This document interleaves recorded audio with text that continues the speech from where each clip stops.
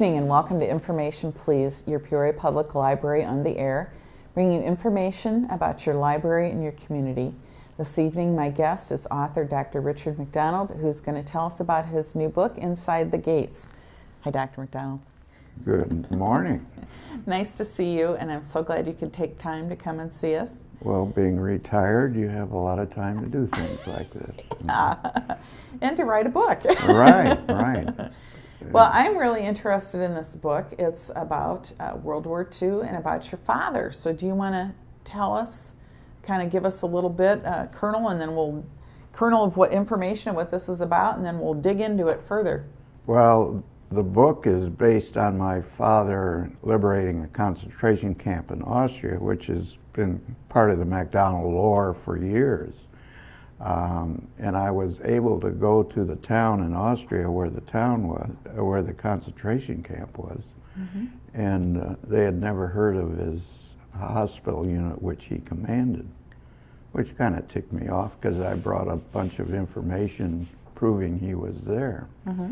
So then I went to the Holocaust Museum in Washington, D.C., and they had nothing on his unit. So I eventually ended up at the National Archives, which is a wonderful, wonderful place to research, and found everything and things about my father I'd never even known about before. And because of the fact it was a phantom hospital, I decided to write the book. And ironically, the tank commander who liberated the camp lives up in Rockford, so I immediately went up and talked to him, and since writing the book it's become very interesting because people have gone on the internet. I originally went on the internet and didn't find anything there, and now people are going on the internet and finding the book title and my name, and even got a call from Cleveland from a survivor from the camp, and he called and he says, "I think your father saved my life." Wow. And we've become very good friends, and he shows up occasionally if I go to Cleveland for a book signing or to Ohio. He'll show up, and my dad's personnel clerk lives in Ohio, and I've been there twice, and it's probably the most interesting thing was a woman emailed me from Munich, Germany. Goodness. And she said that she was an offspring of a one-night stand of an enlisted man in my father's hospital, and could I find her biological father for her? Oh my goodness. Well, Fred Kubley, who lives in Ohio, who was my dad's personnel clerk, kept the roster of the hospital, and I found, she remembered, her mother told her what his name was, her biological father. And we have found him. He was 92, lived in Little Rock, Arkansas, and they're in communications on the phone. And but the gentleman in Little Rock his wife's a little ticked off at the situation. I imagine. So. Was he married to her during World War II? No. Well, then that's good. Yeah. It's all good.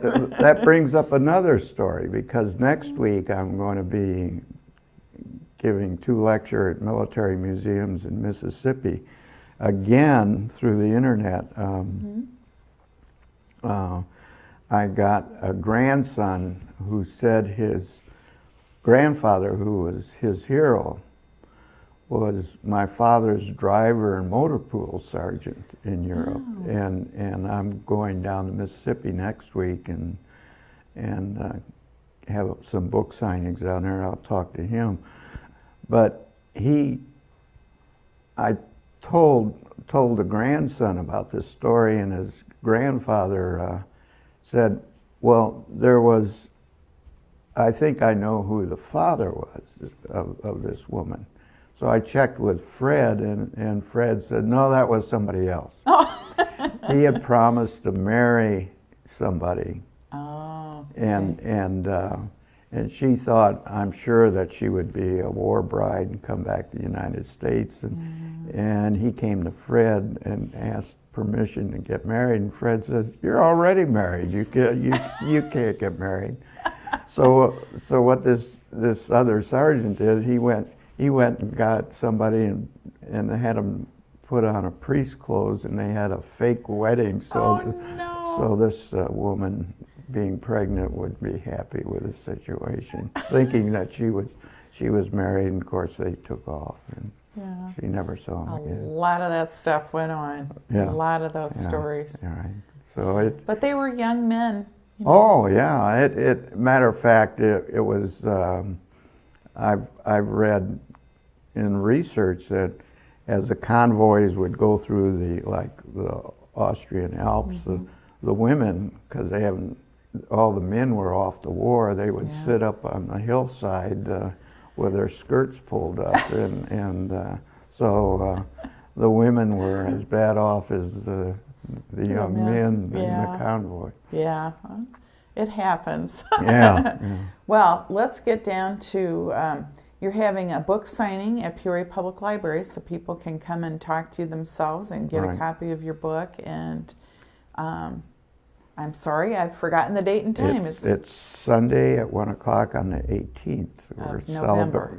We're celebrating Veterans Month. And, we have a lot going on. Because we have art exhibit too at the main gallery, expressions of those who've served, and then we're showing some new documentaries as well this month. But yours is on Sunday the 18th at North Branch at 1 o'clock. At 1 o'clock. So people can buy your book and get it signed, and some of it goes to support the Friends, of course. Right. And I'll have a little PowerPoint presentation on great. Pictures. To tell more about the story. Some are in the book. I'll basically tell why they ended up at Ebensee and some side angles. Well, tell us a little bit about your father. He was a doctor, right? Where did he grow up? Where did he go to school? Actually, he was a Peorian. He was born and raised on 7th Street, and which is now Martin Luther King Drive.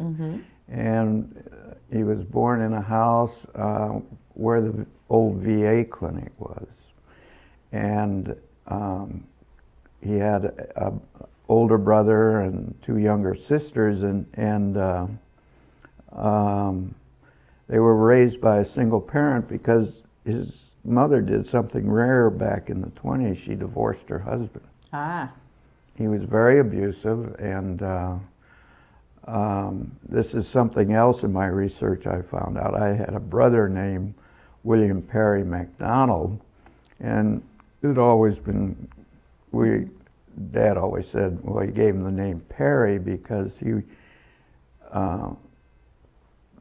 Mr. Perry put Dad through medical school, through Rush Medical School. And in my research for the book, Perry lived on Moss Avenue right above where my dad lived, and they didn't have any children. He was a treasurer secretary at one of the distilleries in town. And I assumed Dad went up and probably did lawn work and became a surrogate son for him, and that's why he put. But then I found out that Perry's first name was William also. Oh, okay. And I told my brother William that it wasn't just his middle name, it was his first name too. And at the age of 82, he didn't even know that. So as I say, just doing research on this book, I have found out things about my father that and the family that I hadn't even known before. Yeah, it's always amazing how daily life goes on, and the things we either are told and forget, or parents just don't think to mention. You're too busy getting the dishes done and dinner on the table and homework signed off on to bother about that stuff. But I think that's why our local history and genealogy department's so popular. People get to wondering later in life. So tell us the story about your father. How did he end up being, of course it was World War II, was he drafted? Did he volunteer? Well, Actually, it's in World War One. Oh, World War One. And if you go down the War Memorial, I bought a plaque down there dedicated to. I had 4 brothers and my father in World War II, and if you take the chronology of just my father and the 5 boys, we've been on active duty during World War I, World War II, Korea, and Vietnam, and in one family it covers 4 major wars. That's pretty amazing. He was in medical school, and he was called in. He was in the reserves, but they put him on active duty. And then in 1941, January or February, he was activated a year before Pearl Harbor, and we moved to San Antonio. Oh. And he was in the North African and Italian campaign as an exec officer of an evac hospital. And then he was called back, and he put the new hospital, the 139th, together in Mississippi. And I was in 2nd grade when he put it together in Mississippi. Then he went over there. And the main purpose of the hospital, the reason they went to Europe, was they wanted to get on-the-job training for casualty care, because their main objective was for the invasion of Japan. Uh-huh. And after they literally, in 5 weeks, there were almost 17,000 prisoners in this camp. And in 5 weeks, they triaged the whole camp and got everybody placed outside the camp. And then they went down to France and got on a troop ship to go to Japan, and they got to Gibraltar, and the war was over. And the troop ship went to Boston, and they mustered out everybody. And I think the Army lost everybody, because after they landed at Boston, everybody ran, and because the war was over. So in all those travels, at what point did he end up at Ebensee? Well, during the Italian campaign, he was at Anzio for 66 days. Being bombarded by the Germans, had Anzio separated, surrounded, and the Germans called Anzio their American POW camp, because they landed there and they held them there for, well, my dad's hospital for 66 days, and then they broke out, and for 3 straight days everybody in the hospital didn't get any sleep treating casualties. And they were the first hospital to get into Rome, and the Italians were shocked to see nurses. They didn't think women fought in war, and when his hospital came into Rome with women, they were just totally shocked. But then after they left Rome, he was then called back to the States to become commanding officer of the hospital, which this book is written about. Oh, okay. And then so then he went back to the States, and then he went back over to Europe? Yeah, they sent him straight back to, when he put the hospital together, they sent him to Europe. And they had just found the concentration camp, and the MPs said go down there, and they went down. Another interesting thing, I found one of the surgical nurses contacted me, and her husband gave her this book for Christmas, and she emailed me, and she said, the chapter in the book about me, she said, it's so familiar. I said, oh yeah, I plagiarized you like crazy out of your oral history at the Minnesota Oral Library on World War II, and I just took the transcripts of that and wrote.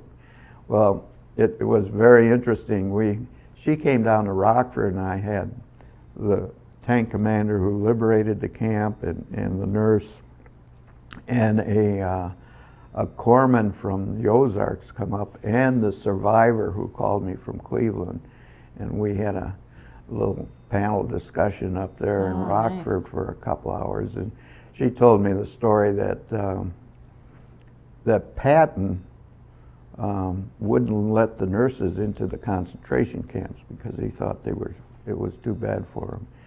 And she literally, to Patton, General Patton's face, said, "If I can survive nurses training in a Lutheran hospital, I can survive working in a concentration camp."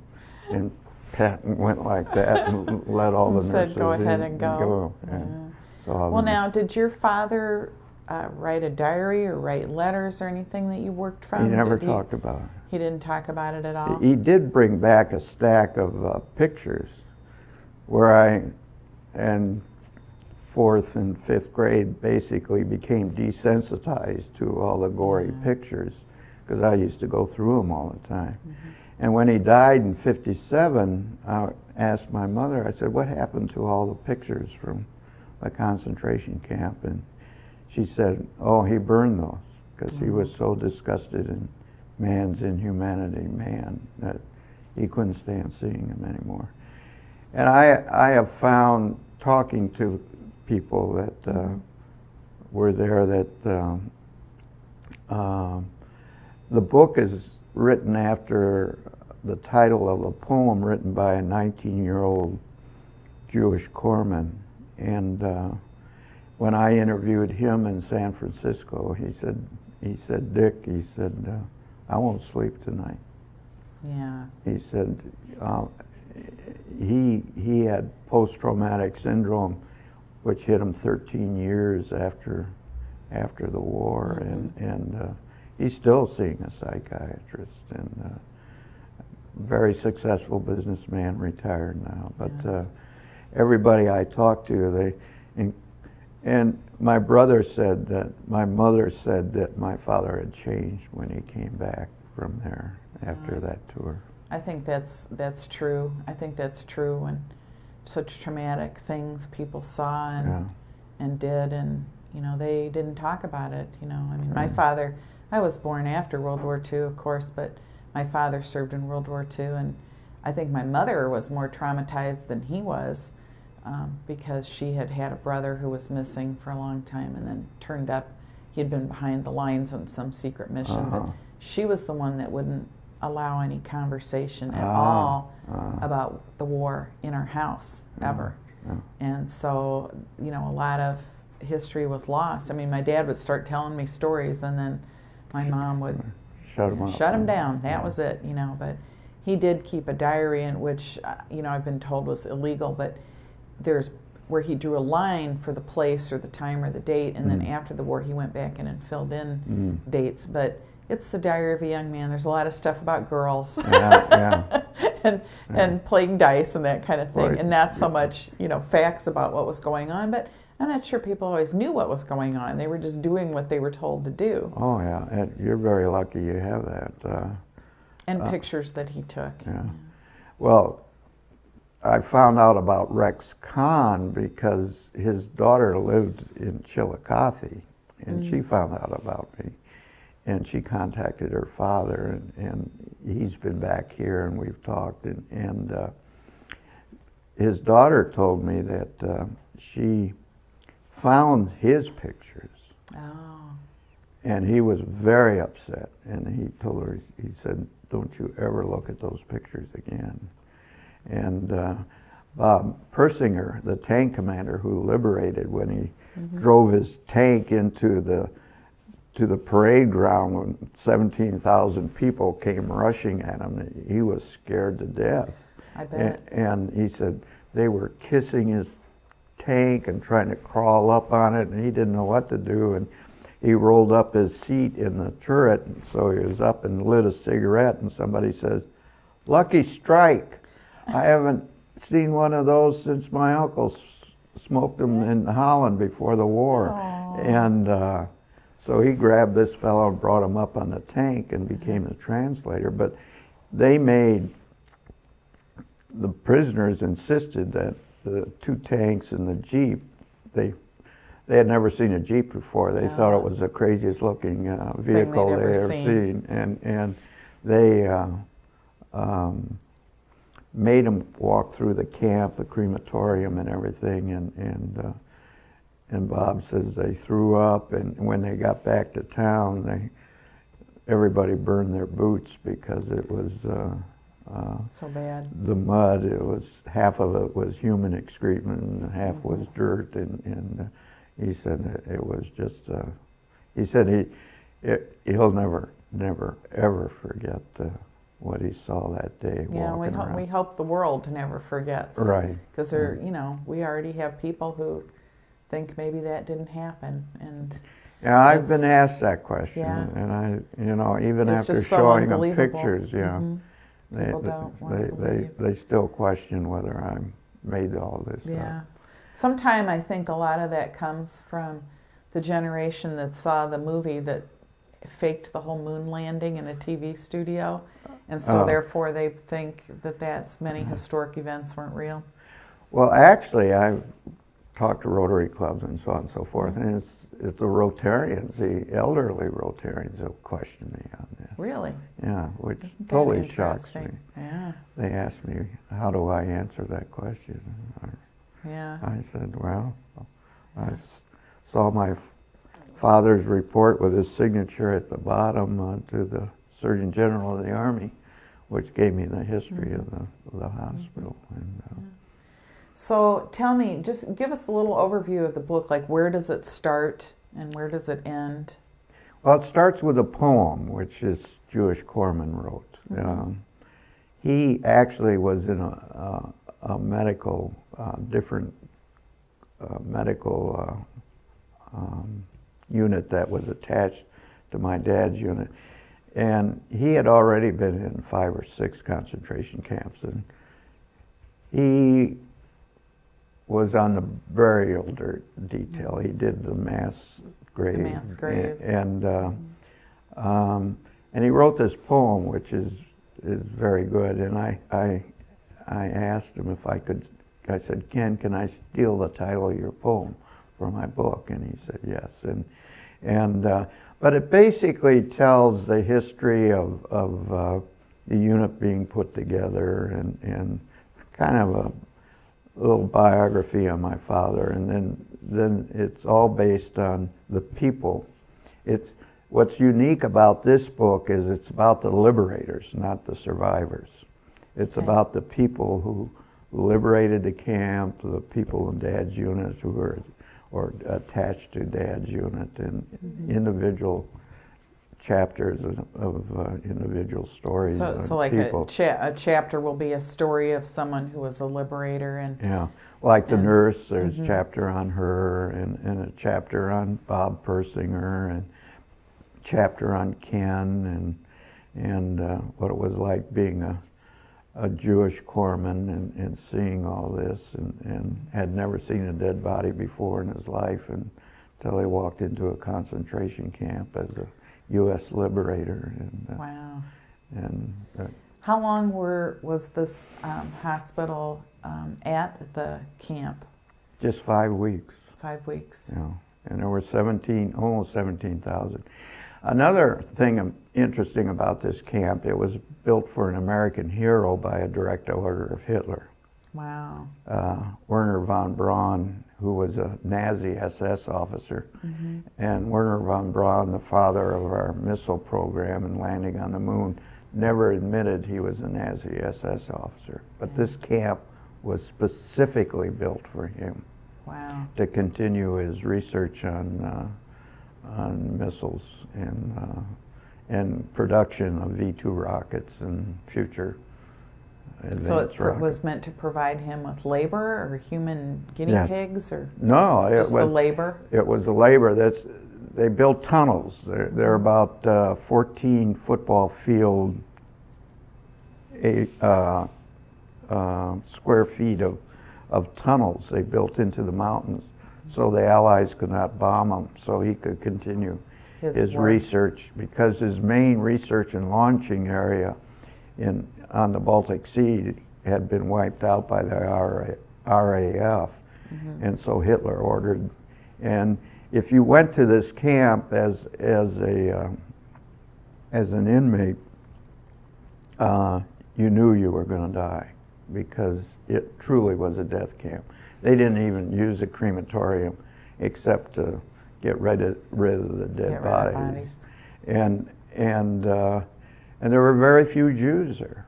Out of the 17,000, there was less than 1,000 Jews, and it was mainly Russian POWs, a lot of Italian POWs, Spaniards, and they came from Czechs, Slavs, Poles. They came from everywhere. And a year ago, I was the only American invited back. They have a memorial every year at the cemetery, and I was the only American invited back to talk at the ceremony. An honor. That's an honor.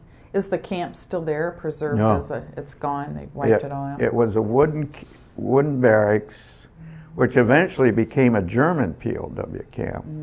And the Germans complained so much that Patton had to come and tell the German POWs, say, your life is very good for what you did here before. So, but after the war, they tore it down, and within 5 years, there's a nice little suburb